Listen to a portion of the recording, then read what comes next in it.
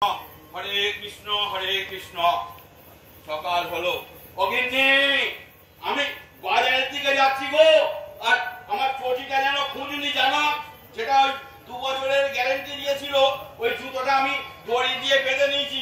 কারণ আমি এবার থেকে ঠিক করেছি সপ্তাহে 3 দিন চটিটা পরবো আর 3 দিন তুলে রাখবো। তাহলে 2 বছরের জায়গায় 4 বছর চলবে। 100 টাকার জুতো আমার 2 বছরের জায়গায় 4 বছর চলবে। জুতোটা যেন বাড়িতে খুঁজুনি বাবু। ও বাবুদা,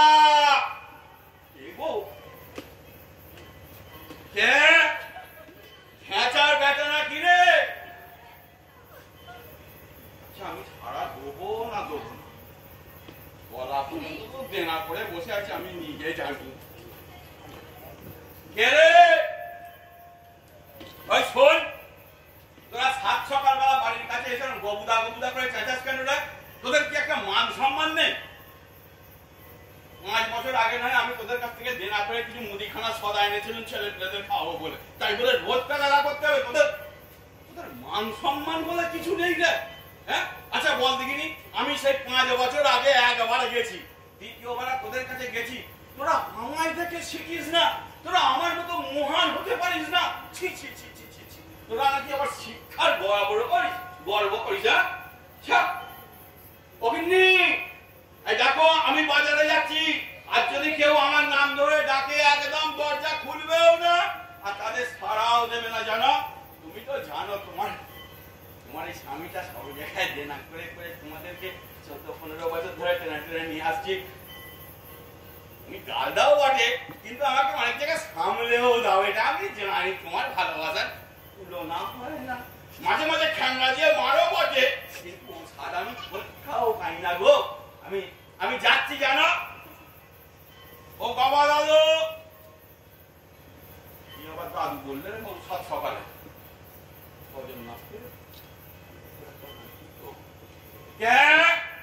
আমি ভজন নাথদের নাতি গো। কি খবর? দাদু বললে তুমি 7 বছর আগে দাদুর কাছে চুল দাড়ি কেটে দিলে, সে পয়সাটা দাম 70 টাকা বাকি রেখেছিলেন। এই শোন, তোর দাদুকে একটা হিসেব বুঝিয়ে দিবি। আমি যেদিন প্রথম চুল দাড়ি কেটেছিলাম, তোর দাদু কিন্তু আমায় বলেনি যে ফের আমার দাড়ি বেরোবে আর চুল বড় হবে। যদি বলতো আমি একবার ভেবে দেখতুম চুল দাড়ি আমি কাটবো না। আমার চুল আমার দাড়ি আমি কাটিয়ে রেখে দিই। তোর দাদু কি ছিল রে? আমায় কিন্তু বলেনি। এই অপরাধের জন্য আমাকে 70 বার 70 টাকা করে 70 জায়গায় দাড়ি কাটতে হয়েছে জানিস। তবে সব জায়গায় আমি পয়সা দিইনি অবশ্য, 3 জায়গায় দিচ্ছি আর বাকি সব জায়গায় ধারি কেটেছি। শোন, 7-7 49 4,900 টাকার আমার চুল দাড়ি কাটতে গেছে 7 বছরে। এই পয়সার 900 টাকা তোর দাদুকে ছাড় দেবো, আর 4,000 টাকার জন্য আমি তোর দাদুর কাছে টাকা দিয়ে যাবো। আর যদি তোর দাদু আমাকে এই টাকা না দেয়, তবে আমি 500 ধারায় তোর দাদুকে এমন কেস ঠুকে দেবো না, সালা পচে মরবে আদালতে। তোদের একটা শেখাতে পারলাম না আমি যে তোরা বারবার টাকা দেওয়া আসিস নি। আচ্ছা, সমাজে কি লোকজন নেই? সবাই গুণ হয়ে আছে। আচ্ছা, আমি যে 15,000 টাকাটা দিই না, এই কথাটা যদি 5 জনে মিলে আমায় নিয়ে নিন্দে করতো, তাহলে তো সারা জায়গায় প্রচার হয়ে যেত বাবু। হ্যাঁ, তাহলে তো আমাকে এত কথা বলতে হতো না লোককে। আমি 15,000 টাকা দিই না, কথাটা তোরা নিন্দেও করতে পারিস না। আমার একজোট হয়ে কি আজকে বাংলায় নিন্দে করাও উঠে গেল? শুনছো ঢাকা গিন্নি, 7 সকালে তুমি আবার আদর করে ডাকছো কেন? কিছু ভয়ের খবর আছে মনে হচ্ছে। হ্যাঁ গো, তোমার মেয়েরা মেলায় যাবে, টাকা পয়সা দাও। কি বললে? মেলায় যাবে? মেলায় আবার ভদ্রলোকেরা যায়? হ্যাঁ, তুমি জানো না এখন ডিজিটালের যুগ।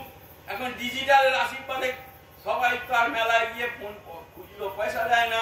ফুচকা খাচ্ছে টকান, ঘুগনি খাচ্ছে টকান। ওই জন্য মেলায় গিয়ে আগে আমরা 8 আনার খেলে 12 আনা কুড়িয়ে পেতুম, এখন আর কোনো খুচরো পয়সা কুড়িয়ে পাওয়া যায় না। এখনকার দিনে আবার মেলায় যায়। আর যদি তোমার মেয়েরা যায়, শোনো, তাদের একটু আমার মতো শেখাও দেখিনি। মেলায় গিয়ে সবাই সাথে খাতির করে কিছু নগদ পয়সা ধার নিয়ে এসে আমায় যদি দিতে পারে, তবে মেলায় পাঠাও। নাহলে মেলায় পাঠিয়ে লাভ নেই। জানো, আজকালকার দিনে এই বোকামির কাজ কেউ করে না। আচ্ছা গিন্নি, তোমার সঙ্গে তো একটা কথা আলাপ করা হয়নি বাবু।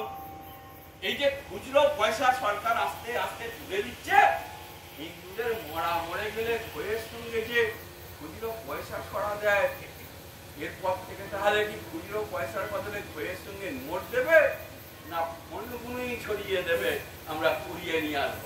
তাহলে তো আমাকে একবার যেতে হয়, গোটা কালো কোন অতবার নোট কুড়িয়ে রেখে তোমার জন্য জমা করে রেখে যাই।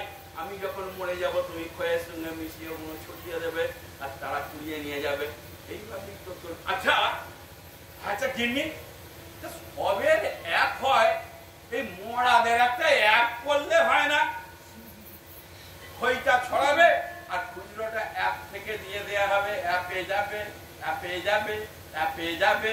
এটা করা যায় না গিন্নি? তোমার সঙ্গে একটা কোনো আলোচনাও করা যায় না? তোমার মুখে রাত আছে না কেন গা? ঘুমো নেই না নেই? শোনো, আজকে কিন্তু ঘরে চাল নেই, তেল নেই, নুন নেই, ডাল নেই। শোনো, তোমার এই ৪৪ বছরের সংসারে, ১৪ বছর না না ২৪ বছরের সংসারে শুধু নেই নেই ছাড়া কোনোদিন হ্যাঁ বলতে পারো না? এই দেখো না, খেতলের বউ সারা বছর খুচরো পয়সা ভাঁড়ে ফেলে ফেলে তাকে বলে ৬৫ টাকা বছরে সাহায্য করেছে। যদি সেটাও করতে না পারে তাহলে কি হবে? আচ্ছা গিন্নি শোনো, যদি পাওনাদার আসে না, একটা সহজ রাস্তা করে দিও তো। আমি থাকলে আমিও বলবো, তুমি থাকলে তুমিও বলবে যে যেটার ফোনে এখন লিঙ্ক নেই, জানো?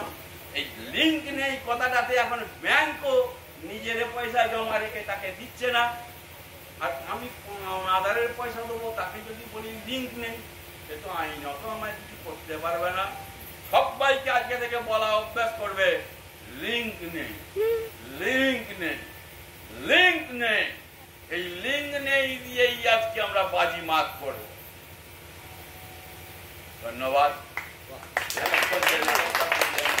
এটা শুধুমাত্র রসিকতার জন্যে, মজা দেওয়ার জন্যে।